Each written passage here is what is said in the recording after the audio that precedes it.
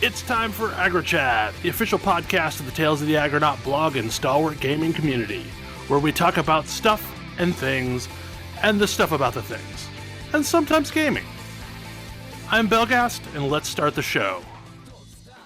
Hey folks, it's that time again. Time for another episode of AggroChat. This is episode 536. Tonight I'm joined by Ammo. Hello. Ashgar. Hello. Grace. Hello. Kodra. Higali. Tam. Quack. And Thalen. Beef. It's what's for dinner. Are you a beefist? Wait, is Beefist a thing I missed? All hail our one true messiah, Clara Peller. Oh my goodness, I'm so lost here. You need to be reading Bell's blog. So most of the time I don't remember my dreams. When I do, they're epic rides. And the other night I dreamt I was visiting family in Ohio, and I happened to turn on the radio, and I leave the radio station tuned to the local NPR station. But there in Ohio, it was a propaganda channel for roast beef with a Andrew Ryan-esque BioShock voice extolling the virtues of beef. And like it just went into all kinds of like there was a battle between Bernie Sanders and this Andrew Ryan character because he was coming to town to ruin, the beef industry. And yeah, it was a wild ride. But the funny thing is like my entire life, I thought Arby's started in Texas. I Googled after this dream. No, the original Arby's was in Ohio. That's funny. I'm pretty sure you tapped into an alternate timeline. I did. But they called themselves the Beefists. I blame my brain. And the thing is like I've not had Arby's in a really long time. Apparently, maybe I want it, or maybe I'm scared of it. I don't know. Somewhere deep in your brain is a irrational Arby's fear. Well, like there was a Josh Johnson's skit on. Like Josh Johnson is a comedian, and he releases like a comedy, set every Tuesday. And one of them mentioned Arby's like last week, I think. Is that maybe the Cracker Barrel that one? would do it. That was the Cracker Barrel one, yeah. Yeah. I think I remember that. Yeah, so maybe like that lodged it in my brain. But anyway, it was interesting. So I have been playing an excessive amount of Last Epoch this week. I did a thing that I've done before where I changed builds mid-league and ran up another one because there is a really dumb build available right now, and it can be played on a bunch of different classes and ascendancies. I chose to play it on a Forge Guard so that I could do the two-handed weapon and shield thing. But essentially there is a chest piece that is one of the primal uniques called Thicket of Blinding Light, and it causes you to do a mass amount of thorns damage to anything that looks at you.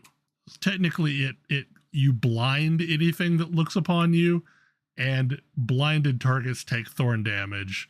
And there's essentially 4 vectors that you can use to scale the build: stacking attunement, stacking physical resistance, stacking armor mitigation, and stacking flat reflect damage.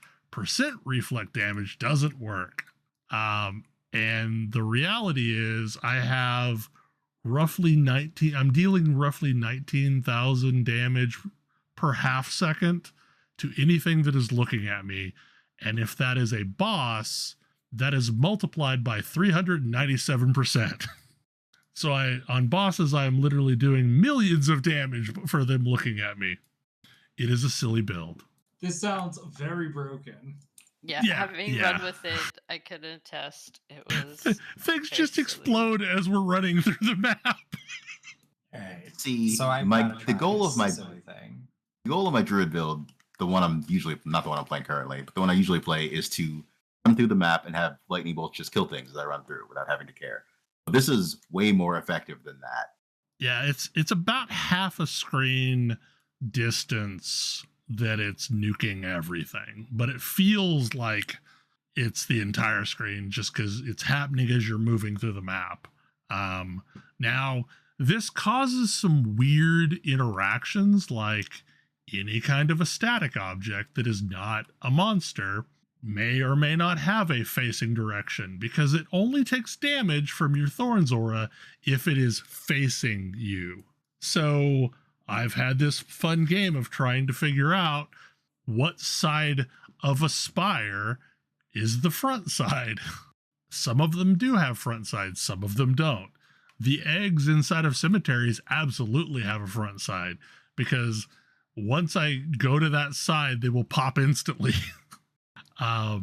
Luckily, you didn't have to worry too much about some of those, because I didn't completely switch my build to a different character like you did, but I stopped running with a zoo and I switched over to the A-bomb build that is doing very, very silly things. And so anything that didn't explode the moment it looked at Bell, it exploded the moment that my A-bomb got near it. Yeah, so basically anything that wasn't a soft target was getting just eaten by the abomination as I was nuking everything else around us. It was hilarious. And as a result, we've cleared all of the harbingers, and also I beat Aberoth earlier with this build. We tried it as a duo, and there's mechanics that you have to do in that fight, and it took me a couple tries to remember the mechanics, but and I took a break. I haven't gone back to it yet, mostly because with the A-bomb build, you have to shuffle your minion abilities around every time you die and have to resummon. So I don't feel like it's quite snapshotting, because it's not like you're keeping a whole separate set of gear for this, but you are just swapping out abilities to make sure that the A-bomb can eat one of every kind of minion, and then swapping your abilities back to the ones you actually want to use. But these are not these are not the most wild builds of the league. Like, there's a bunch of them that are pretty wild. Like, there's a super powerful bear build with Primalus. Yeah, I started that one. I haven't gotten super far, and that, once I get my Aberoth kill, that's gonna be my next order of business. I'm surprised it's taken this long for it to get noticed, because it's been a build for 2, maybe 3 leagues. I've played a lesser version of this build, and it's very good at clearing monoliths, but the popular version is just an insane boss killer. Yes, bears that do earthquakes. Not that one. I was talking about the tornado build, but yeah, the one that's really popular right now is Earthquake Bear, and it's something to do with the scaling recently. Like, they changed the way minions scale, and as a result, all minion builds kind of got uplifted, because previously they would do a lot of snapshotting shenanigans like we talked about last week, but now they're just really good. I will say the bear in particular got a basically new tree. So Earthquake is one part of it, but my favorite part of it at the moment is the Thorns Burst, which happens whenever it hits or it gets hit, and this is dumb. Yeah, that seems frequent. There is a cooldown on how often it can trigger when it gets hit, but you can boost its attack speed, and there's no cooldown on that. It has been way better clear than any other minion build I've tried on Primalist to this point. I'm just really happy that this season that minions got so much love, and that the devs are totally fine with minions just being good right now. Knowing that there were some really OP minion builds last season, but they were all centered around snapshotting. I'm glad that they just fixed snapshotting and let minions be good instead of nerfing the snapshotting and Also, just maybe nerfing minions. right, or maybe rebalancing minions, but not just letting them completely shine. And I think it makes me happy because it's my preferred type of build to just let minions shine for this season. I really just get the impression that like there's probably been a meeting where they were like, hey, this is probably a little overtuned, and they're like, yeah, we'll get it next time. Well, and the thing is like when they fix things, they don't give it the old GGG triple tap and just take it completely out of commission. Because like, you know, last time Racing Strike, Void Knights, and Judgment Paladins were like ridiculously powerful, and now they're still really powerful. They can still do all the content that they used to. They're just not as over the top as they once were. So like they're still, you know, quote unquote S tier builds. So they didn't like wreck them when they nerfed them. And I appreciate that greatly. They just made room for other stuff. It's like they want everybody to be having fun. Well, there's so many builds in rotation right now. They're really good. And that's refreshing for one of these games. Cause like, cause even in Diablo 3, they had a bit of this problem between, you know, seasons where like they would screw up past builds that were really good, and you know they would not be performing anywhere near as well as they were previously, but something else would raise to the top. So I don't know, I appreciate their design ethic. Yeah, it's really really cool to watch them be like, yeah, like it really does feel like, yeah, we want you to be having fun. We're not gonna like, even if something is over the top, we're gonna cut it back, but like only the amount that it needs to be for the experience, not like nerf it into the ground. Yeah, someone said that instead of being 20 times better than everybody else, now Judgment Paladin is only like 3 times better than everybody else. Right. Yeah, I think that was like Rax. But yeah, I mean, I look forward to seeing other builds get this treatment, because like I feel like soon Mage will probably get its round, and honestly like Rogue could probably use some love too. I was about to say, I'm kind of feeling on the weekend right now, mostly because my build that I love has been incidentally has been like just every other broken rogue build got hit and like really hurt my build. I think the problem that Rogue has is it doesn't have as strong of archetyping as some of the other classes do. Yeah. It also has fewer abilities than all of the other classes do. I think that's another big part of the problem. It's like the situation with Rogue feels threefold to me. Like it's got fewer abilities, which means that it's a lot sharper on its balance.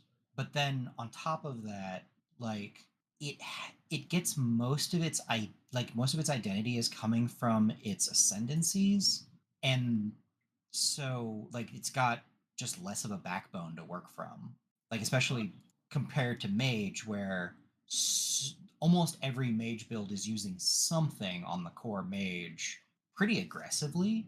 Well, it's also definitely, I have to say, I don't know how you fix this problem, but there's a weird thing going on where so much of Falconer depends on its core ability, the falconry, which is not true for any other class I can think of.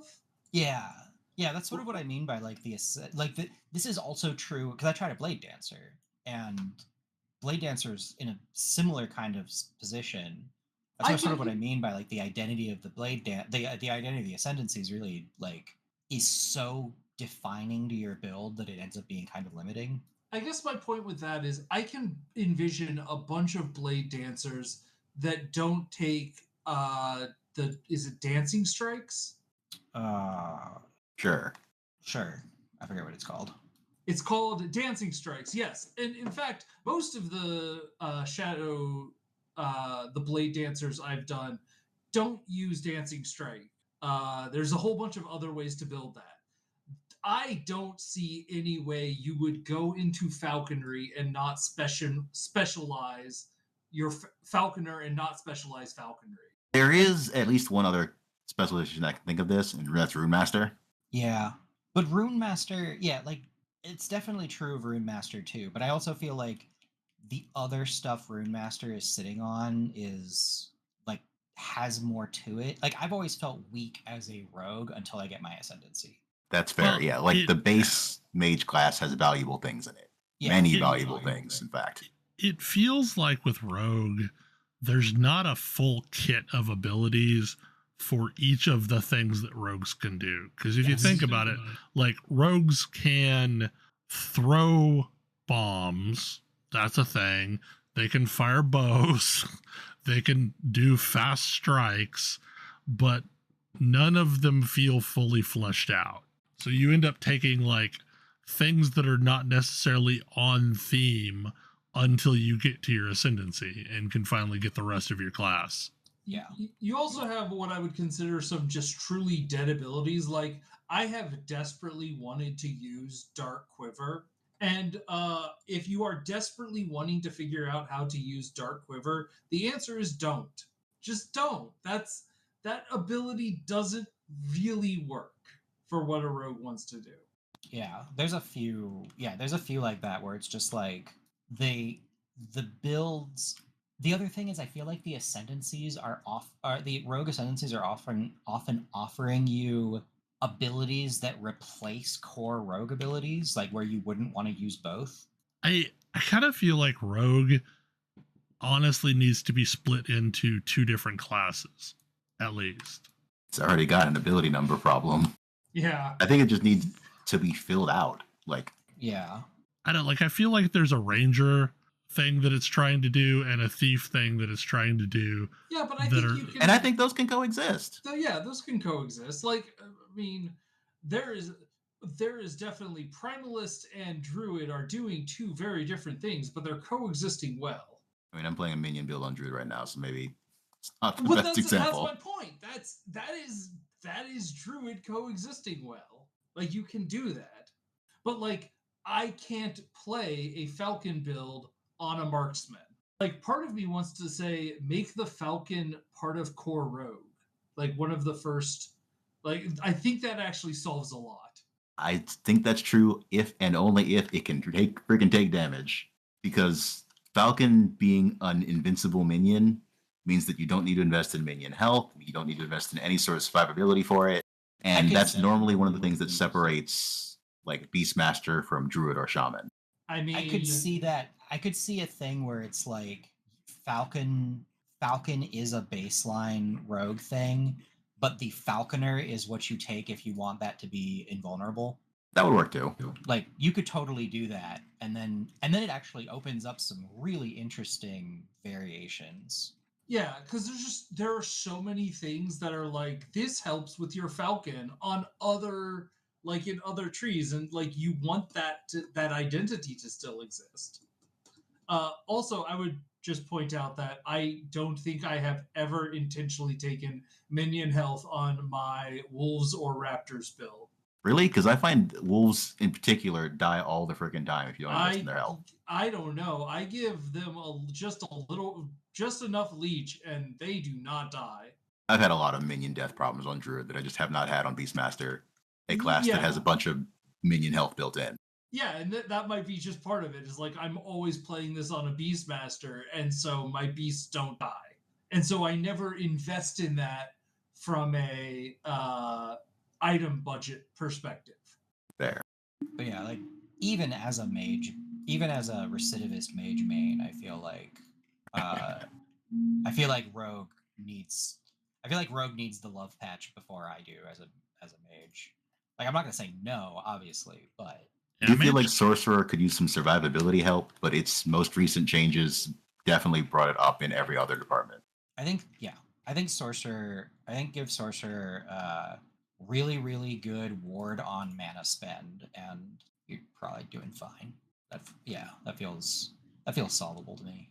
Well, I kind of think that like we got to this point and they've been learning as they went, because didn't they kind of adjust the Sork and give it its third ascendancy first, and then they made the Falconer, and then they did the massive glow up to Sentinel, and now they've done that to Acolyte, and they've gotten better at it each time.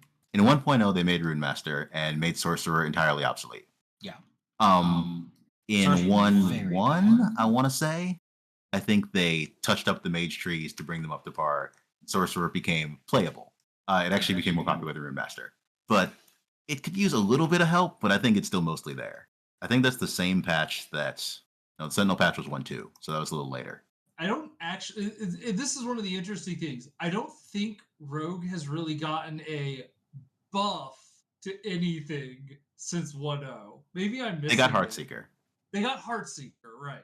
Just this because that was another class that didn't really have a reason to exist. Marksman? Well, I am playing it, and I have a reason to play it, but I'm currently dealing with the fact that everything I was doing in the 1.0 version has been a little bit nerfed. Because I'm playing the explosive traps marksman with detonating arrow, which still seems to do fine. We'll see if I can survive into the end game. I just need to keep stacking health, right? And possibly mana. One day I'll seriously play something that's not a Spellblade. See, I say this about Druid every time, and here I am. Yep. Spellblade is just so fun. Like, it's not even like I'm playing the same build every time either. Yep, same.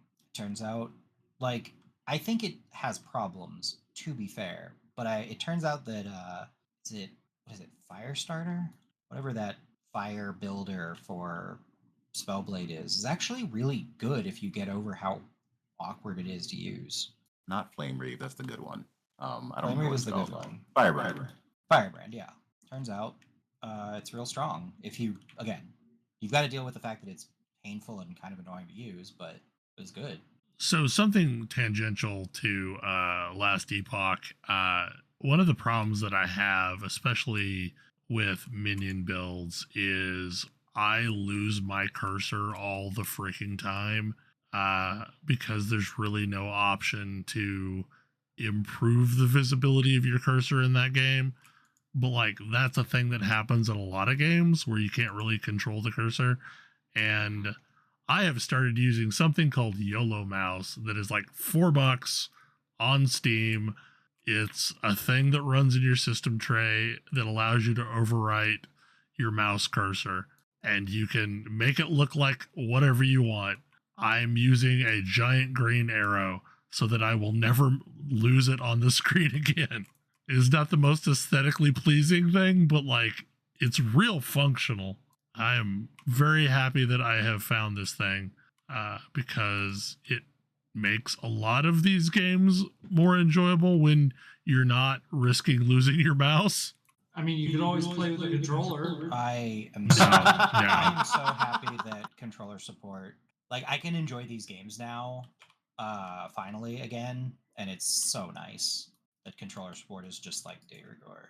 So I get, like, that is totally an accessibility thing, and I 100% get it, because there was like a decade where I couldn't play these games. My game changer this season has actually been WSD controls. Oh, so good. So good. Like, I know this was something that they implemented kind of quickly, and they weren't real sure about how well it would work, but like, no, it's great. You know, this is perfect for me. Like, WASD by controls might actually even let me play with a keyboard and mouse. It's good. It's really good. I'm still using Force Move this season, and I think it's because it's easier for me to direct my minions while using Force Move than WASD. But I used it last time around. The only issue I have with WASD is really directing short movement skills, particularly evade. Long movement skills like leap, teleport, whatever, just follow your cursor. And it turns out Rampage is considered a long movement skill, which has taken me a bit to get used to. That is the straight line charge on Werebear. short movement skills I every so often end up doing the wrong way. Also, I want them to release a Bumble Bear skin for Werebear. Yes. Yes. That is the thing that I need to hop in and see is like the new content, like new story stuff. I would like hear to see. Everything I hear people talk about it's weird. Yeah, I would I'm like a here for skin that makes me look like Scarvin. It does make me feel weird about my murderous rampage after playing the ancient era content. Yeah, definitely likes to point out the ramifications of you killing lots of things in the past. Whoops. Yeah, I'm definitely will look forward to doing a chat about the spoilers from that story arc because it is very funny. So what is peak? I have heard people talking about this, but I have no clue what it is. It's multiplayer Celeste. And it's Anyway. not multiplayer. It is not. No. I actually like it quite a bit better than I think I would like multiplayer Celeste, if I'm honest. I don't think multiplayer Celeste would be a good idea, and this isn't that. Right. That's why, yeah. Peak is really funny. Really, really funny. It's definitely doing a bunch of funny things. You are climbing a mountain. It's funny because it's definitely got at least a non-zero amount of like the DNA from rage games, but it's definitely not purely a rage game. Like Always Up or Getting Over It with Bennett Foddy. Partially because you can actually die in this game. Like they can say, "Yep, your run is over." I think so the concept of this is it is a co-op survival light climb a mountain game. And like it actually uses all of those things pretty well. Like you need to eat. There's basically everything is about your stamina bar, and bad stuff can happen to you that causes your stamina bar to go down, including stuff like if you're carrying too much, you have less stamina. And if you ever run into a point where your stamina can't regen, like if you have no stamina, you're out. And that can be temporary until you get healed or whatever, or you can just die. And I'm forced to admit that it uses proximity voice comms in a clever way. I'm normally not the biggest fan of games that are like, you must use our proximity voice comms. It is. Yeah, it's definitely funny. I think it's too sensitive, but it's very funny to be like, "Oh, you're going far away. Wait, we need to make sure we stay together." Yeah. Where are you? Yeah, like it uses proximity voice comms where if you get too far away from the other person, they can't hear you. And also stuff like echoing in caves. But yeah, it's very fun. There's definitely like a learning curve to it. Yes. It's a game you're not supposed to beat on your first go in. And like, yeah. Hey, or even be very successful at, to be honest. Like you start off with, "Oh hey, there's a bunch of berries. I can eat these berries. What happens if I eat this red berry? Oh yay, my stamina, my hunger goes down, and so I can climb better. Let me go eat this yellow berry. Okay, my stamina went down, and now I'm poisoned, and that's draining my stamina. Oh, but at least it's only temporary. Oh, I fell from a high cliff. Oh, now there's a new thing on my bar, and it's an injury, and it doesn't go down unless I get medical treatment. I just drank a can of energy drink. This gave me unlimited stamina for a period of time, and then I have a sugar crash, and I fall asleep. Uh-oh, I hope my partner is going to carry my heavy corpse around. Yeah. There's a lot of like, okay, like there are pitons and ropes that you can like use to create easier paths, but somebody has to get to the right place to use them. So like you could boost people up on your shoulders to give them an adjustment, and then they can like reach over the cliff with the hand and like pull you up if you get close enough. Yeah, the being able to reach out with a hand and help your friends up is a great little mechanic because it's like there's a lot of you both need to succeed at this platforming section, like what is effectively a platforming section, and the player who completes it can help the player who, for whatever reason, can't, because you're not always going to have the same stamina bar as your partner. Nope. And so you get all kinds of useful things. Like there's a bunch of useful tools that are like, hey, here's some rope. You can climb. If you can climb up somewhere, you can send a rope down, and it's way less stamina to climb a rope. There is a thing that I think is cute is how like your partner's backpack is way more accessible to you than it is to them because it's on their back. Like I can open, like they can just turn around and I can rummage through their backpack. I mean, that's how it works. But yes, the idea is you get crash landed on this island and you manage to get to, like, we managed to get to the first quote unquote peak, and it was like, great, it's a camp, and now the fog fades and you can see the jungle level, and it's like, oh, we are so far from done with this thing. Yeah, you like, yeah, we got through the first area. It was like, this was a triumph. We're amazing. And then like the fog clears and we see that there's an even bigger mountain looming in the distance. We're like, well, which does feel very true to actual mountain climbing, because like when I've done that, I've been like, it is so easy to be like, I see the top of this thing, and it's an optical illusion. There's always a higher peak. Like you get over that, you crest that hill, and then it's like, oh, that just slightly dipped a little bit, so I couldn't see the rest of the mountain beyond it. But there it is. It's still way bigger than I want it to be. We were playing on the easy difficulty, so there is like, we started off on the normal difficulty and basically got nowhere. It definitely is a bit of a learning curve, like figuring out what is poisonous and not, figuring out what all of the various dangers are. That was the fun part of going into level 2, when suddenly there were explosives on the ground. Those plants are terrible. Those plants are terrible. But yeah, there's a lot of items, and it's like they are all questionably useful, but like you can figure out how to use most of them. Even the balloons are useful as sort of a signal. Yeah, there's like fallen luggage that you keep finding, which is basically loot of hopefully useful items.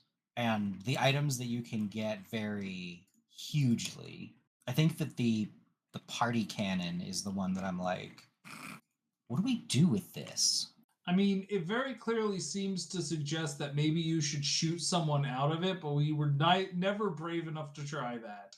But yes, this is a lovely little multiplayer game. Like, find a friend and play it. It's very fun. It's really a lot of fun. I do appreciate it over a bunch of Rage games, because usually things like just they end properly, I feel. Yes, the fact that there is an end to the, like, you can suffer setbacks and it's not over, but like there's also a point where it's just over, and I think that that's a great, like, that makes it a more palatable game to play than something like Getting Over It. Like, it has learned from games like Getting Over It, but it is not those games, and I think it's better for it. I agree. I don't feel like Getting Over It is a game that anyone should actually play. It is a game meant for a certain kind of person. It says so in the copy. It's 100% true. I'm quite certain I am not that kind of person. They're a very, very minor couple of people. Like, the amount I did of that, I was very satisfied with. And then I got to a point where I was like, I think I just can put this down now. But I got at least enough satisfaction to get to Mount Garbage. I don't think that I have talked about this, because I'm not going to say that I was in a great place, but I have completed Getting Over It. I am not convinced it was the best decision I have ever made for a variety of reasons, starting with my own just frustration level. But yeah. I mean, evidently sometimes that kind of person. Yeah. Like, I got to the area that has, I want to say it's like the lawnmower on the like climb up, like right after the first like chimney chute area. And that was fun. Like it was challenging, it was hard, it didn't and then I was like, I can be done. I am curious. Did you ride the snake? I did.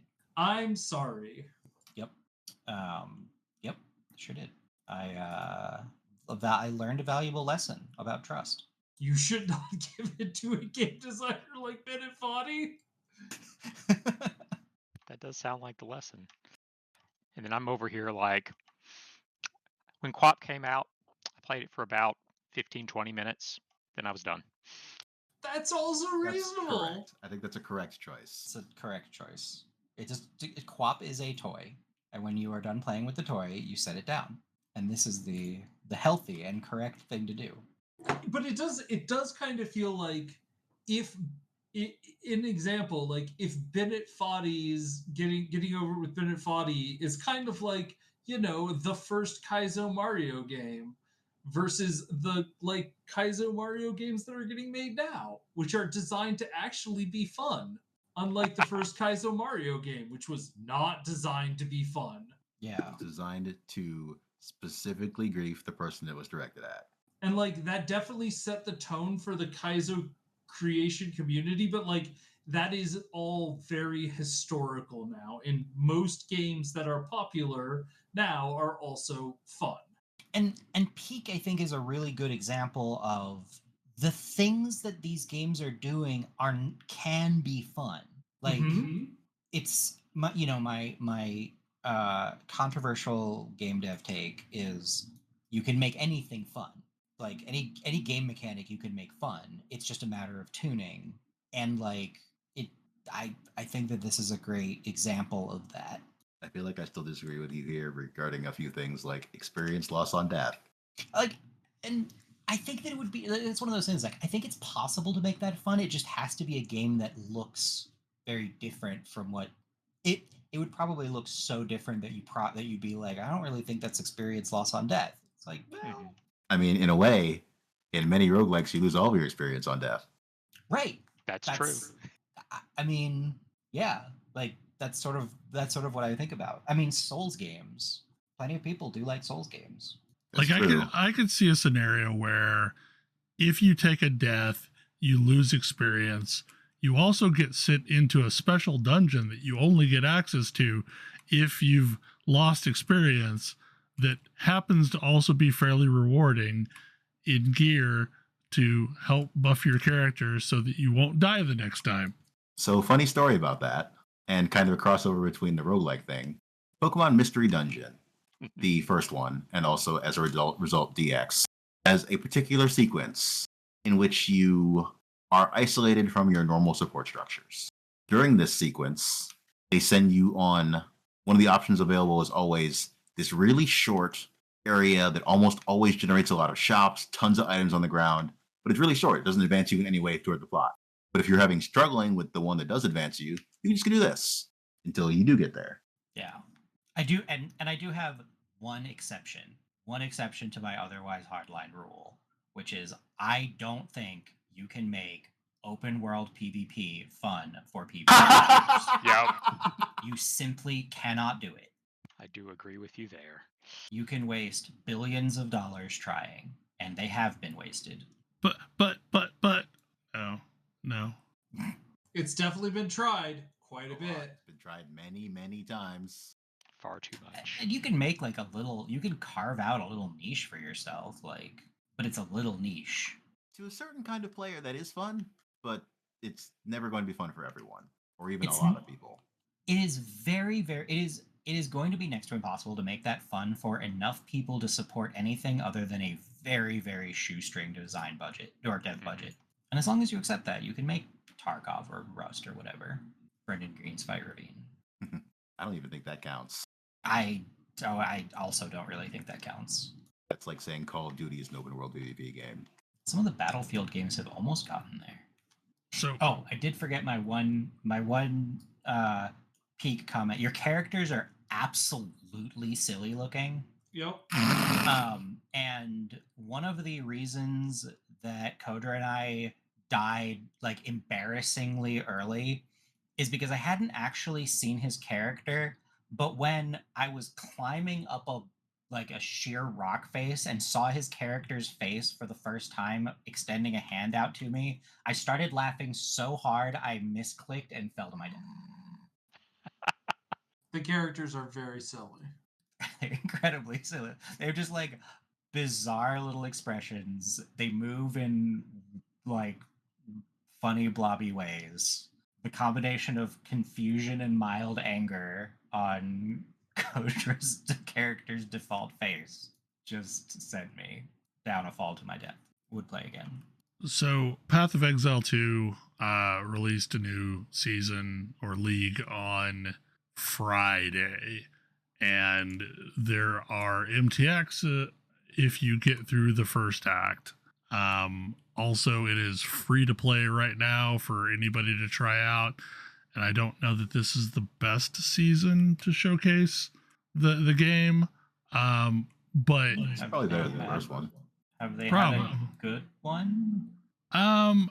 So like part of the problem with this one is when they quote unquote release the patch notes, every day thereafter they kept releasing additional patch notes and also had never released the talent tree or the passive tree until like people pulled it from the files when the game download happened on Friday.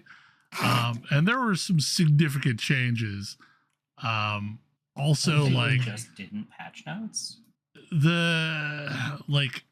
Yeah, I don't know. It was weird.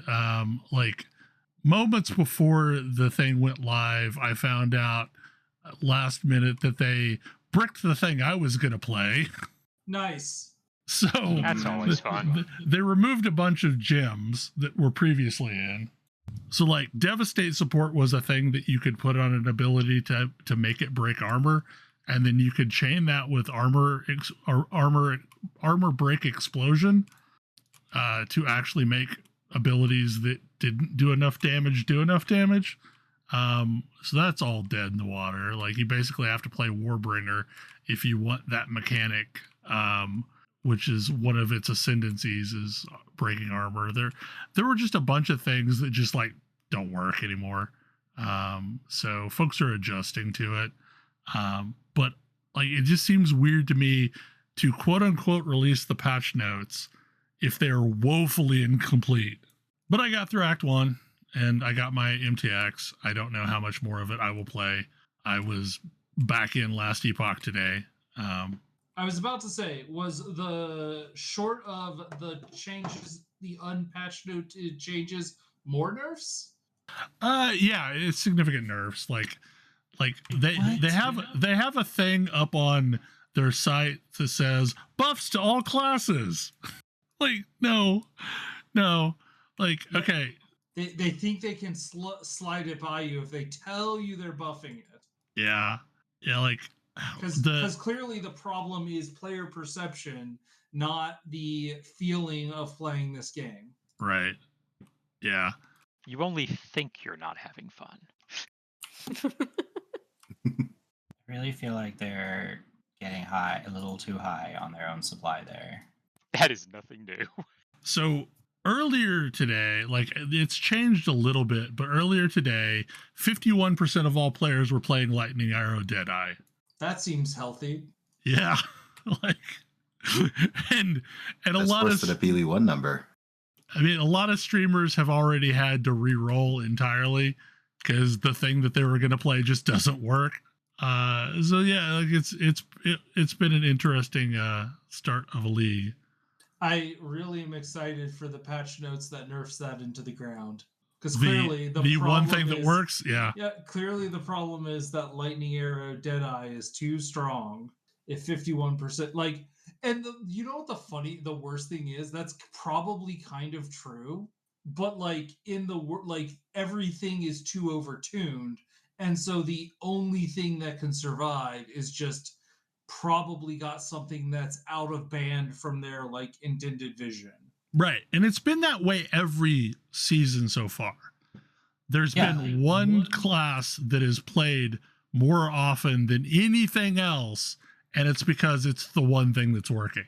Yeah, like the one season that I played, I was like, oh, I have adapted my way into a build that's actually quite good, and like that build is stone dead, right? Like, Yeah. Yeah, I think so.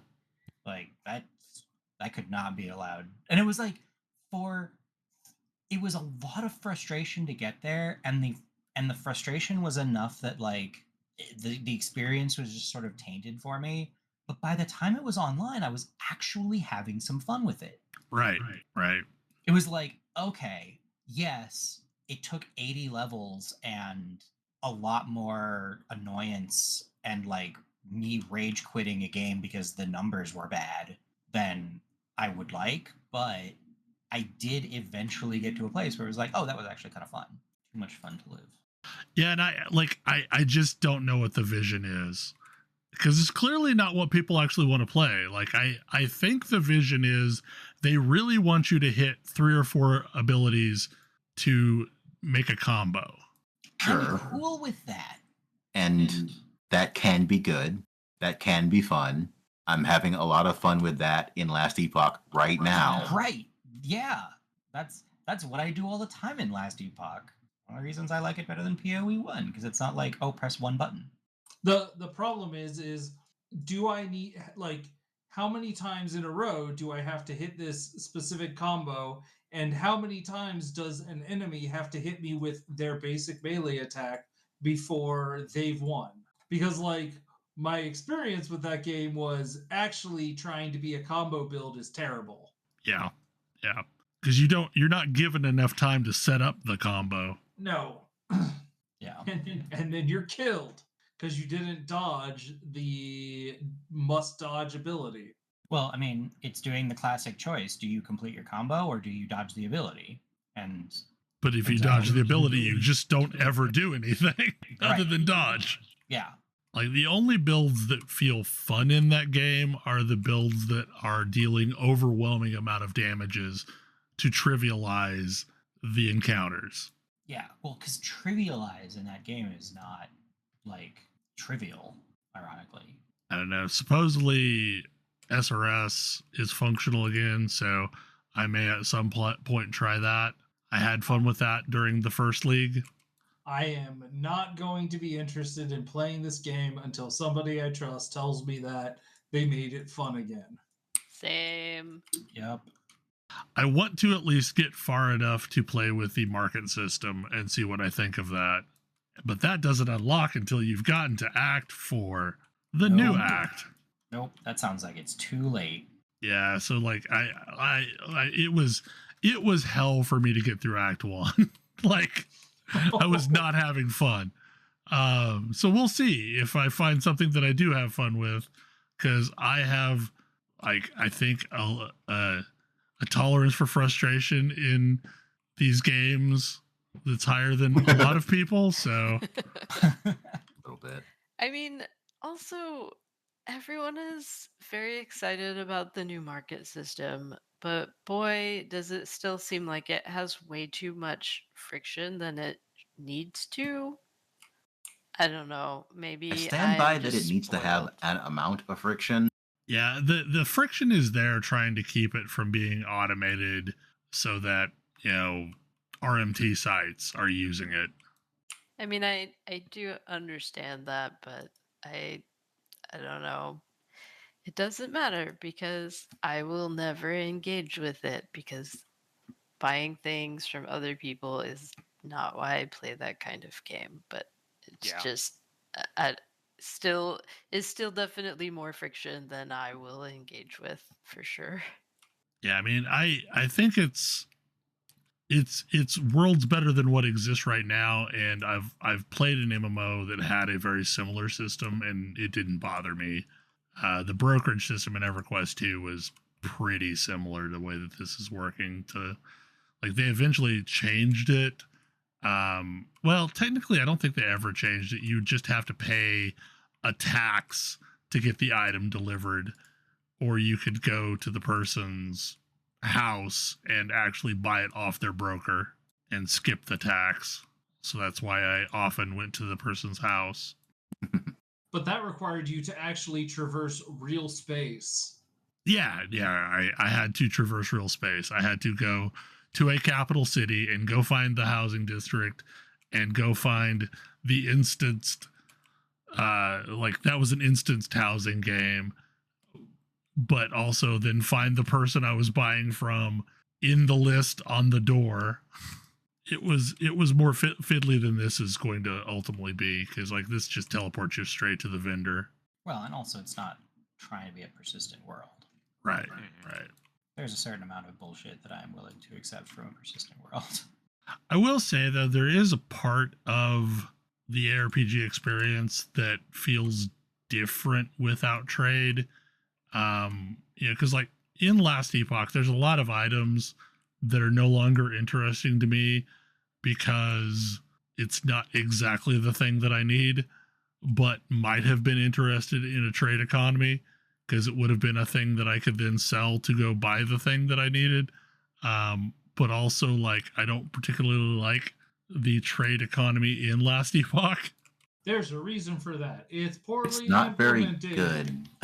If I could have a PoE trade site for Last Epoch, I would probably be in Merchant's Bazaar. Yeah. I don't know. Like, I mean, Last Epoch gives me the tools to go find the thing I need, and I appreciate that. I like to do things to get rewards. Like Last Epoch's crazy randomness, like do random tasks and get showered with cool loot that you asked for, is so awesome. Yeah, I want a loot pinata. I don't want to get gold from doing stuff and then use the gold to buy something or whatever. That's boring. Well, the game changed. The only way it boils down to, it's boring. The game changed massively when we got the Weaver tree, because like those imprint slots really go a long ways to narrowing down. Like, I want to see a lot more of this one item. Yeah, we were talking about getting tons of Runes of Ascendance and not using any of them yet this whole season because we were finding most of the stuff that we wanted. But like that used to be the way that we would farm individual items, is using like every rune of ascendance that we got. But now we've got imprints, and it's like a better system for farming the one thing. You still have to get the first thing somehow. Yeah, and like I've still never seen prophecies are good for that. I've still never seen a red ring. I am still desperately trying to get my Dragon Song. That's definitely one that I found with some regularity every season. But yeah, I mean, there's always some that are tougher than others. But the imprints also, I think because of the way that they work, if you put a bow in there, even if it's not the one you want, you're more likely to find other unique bows. So it helps. Yeah, because like I've noticed that a bunch. So like I put in Last Laugh because I've been running Last Laugh because it gives me Culling Strike, and it's just handy for killing things quicker. So I threw that in, and I'll get like 5 two-handed swords drop at exactly the same time, and 2 of them will be Last Laughs, and 2 of them, or the other 3 will be random two-handed swords. So is that mostly due to the update where they made it less likely that the exact same item drops? Yeah, because that one season when it took into account like the legendary potential on an item, and so like you kept wanting to upgrade your imprint as you got more legendary potential, because the next one that would drop would be more likely to have the same amount of legendary potential that the one that was imprinted. But that is no longer the case. But they're also like situationally useful too, because like say you need a drop from a dungeon or a drop from a specific timeline, if you find one of them and imprint it and then run that timeline over and over and over, you're almost guaranteed to see at least one of those drop every time you kill that thing. Okay, so we have a Star Citizen topic. So it's that time of year for another big patch, and this is the thing that I've been distracted by for the last couple of weeks. Star Citizen has very high PC requirements, which I think we've talked about. I now have a computer, mostly because I got a very big processor upgrade. I have a computer that can run Star Citizen at like a solid 80 frames per second minimum all the time. And so I've been playing a bunch of it because it runs great. And now that it runs great, it's like I get to play this game in the way that it wants to be played. And it has exposed a bunch of things like, oh, there's a lot of weird client side stuff that causes awful bugs if you if you've got performance issues. Like desync problems are really bad if you just like aren't keeping up with the performance that it demands. But as a result, I've been able to play this game like really, really smoothly for the past couple of weeks, just doing a bunch of the new stuff. And they've added a ton to it, even since I was last playing seriously, like last year sometime. Like, I think the last time I was really putting real time into it, it was right when Pyro came out. So things have settled a bit. There's a bunch of really cool stuff. Like right now, they have a kind of meta story thing going on that is a unsubtle COVID allegory, but basically a bunch of different organizations are all trying to collect resources to research a problem that is happening with the like in-universe respawn technology. And like one of the things that sets you as players apart is you don't have this fairly common ailment that means that you can't get resurrected. So you can keep getting resurrected, but other people can't, and they're trying to solve that problem. And so like there's a lot of it's like a competition between major corporations that are trying to pull together resources. And it's fairly transparently trying to lean really hard into their we've got physical cargo now. Like in the game, if I am moving objects around, they are physicalized. They take up physical space and exist in a real world sense. So like tractor beams are really important, and ships have the size and shape of your ship's cargo bay can determine what you can carry around. And it all adds up into this what has been for me a really chill like cargo hauling experience. And so I've just been like casually doing this event, which has some cool rewards, but I don't care that much about the rewards. I'm more like, hey, it's just fun to mine. Like I remember having a fun time mining in Elite Dangerous.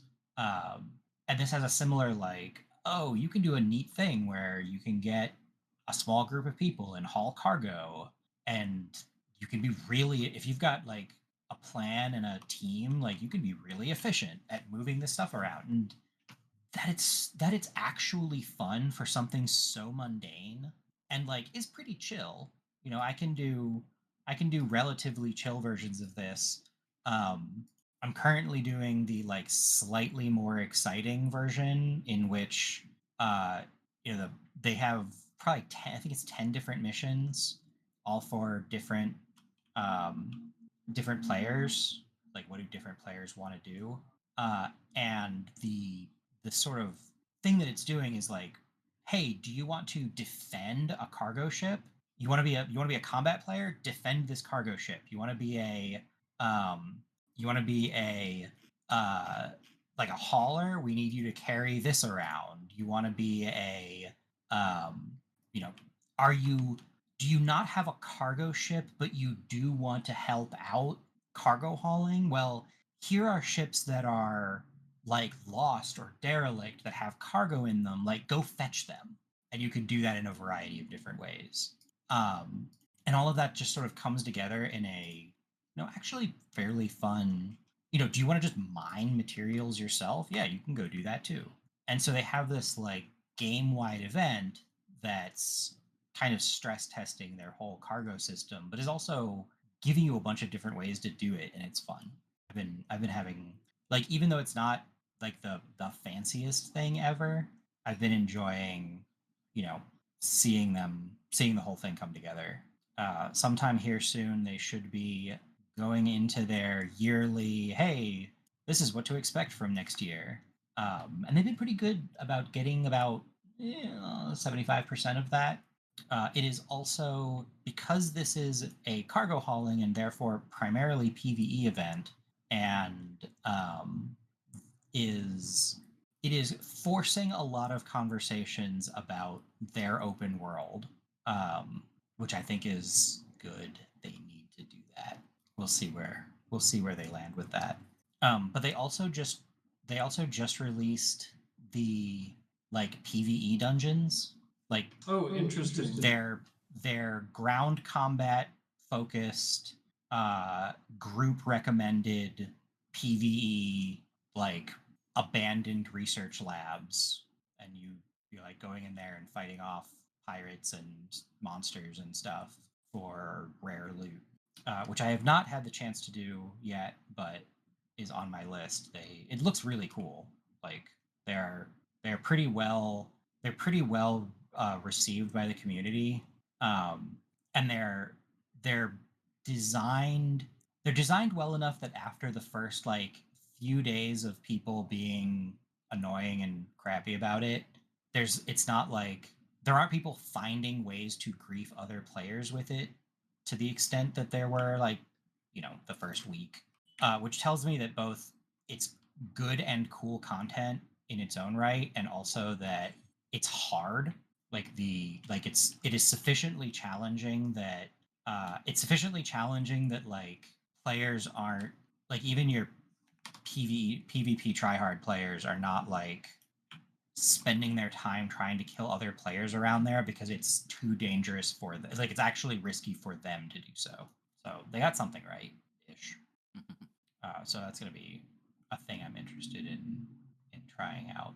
They've also released their well ahead of schedule several of their biggest ships in the game, and they've basically they announced, I think this week, that they are no longer going to be doing what they call concept ships, which I think is a good if overdue move. It's the bit where they sell a ship before they've actually designed it. Yes. Yeah, they're just we're not going to be doing that anymore. They say there is one more concept ship that they say they've already the people are expecting, and so they're going to do that one, and that's going to be the last one. Don't they at this point have a large amount of tech debt? They have been in terms of ships that they've announced but haven't released. Yeah. They have been shockingly fast about releasing those recently. It's a combination of not building that tech debt up, and there are definitely still a significant, I think it's 25 ships that are still in concept and not released. But that's 25 of 200, something like that. They've been making some pretty significant inroads on closing that tech debt, much to my surprise, honestly. There's a few kind of glaring standouts of why is this ship not out yet, but for the most part, I'm fairly impressed at the pace at which they've been releasing stuff. They even made a ship specifically so that they could afford to update one of their older, poorly supported ships. Once upon a time, they released a ship that was a very, very rare promo. And it turns out that when you do that, not only is this a bad idea, full stop, but also it is a terrible investment to keep that up to date because 200 people have one or whatever. So they released a ship that's using mostly the same chassis, but lets them basically yes, we can fix all of the issues with this other ship finally, and actually make it functional.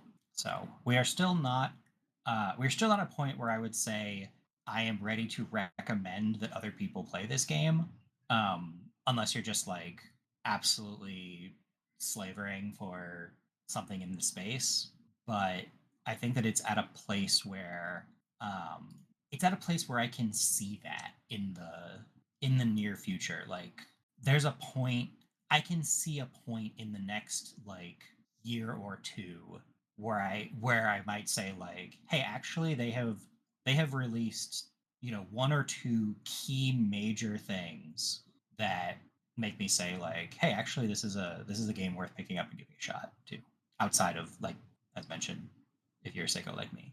That's probably a show, I think. Anybody have any really short things that they want to discuss? Next week is Silksong. Hooray. I probably won't be here next Saturday, but I probably won't have had time enough to play it anyway. So I'll discuss it the next time I'm on the podcast. Yep. It's so weird that Silksong is coming out. I still don't know that I believe it until it happens. Yeah. I hear it's full of bugs. Well, hopefully you enjoy the show, and we will see you again next week. Good night. Good night. Good night. Good night. Night. Good night. See you.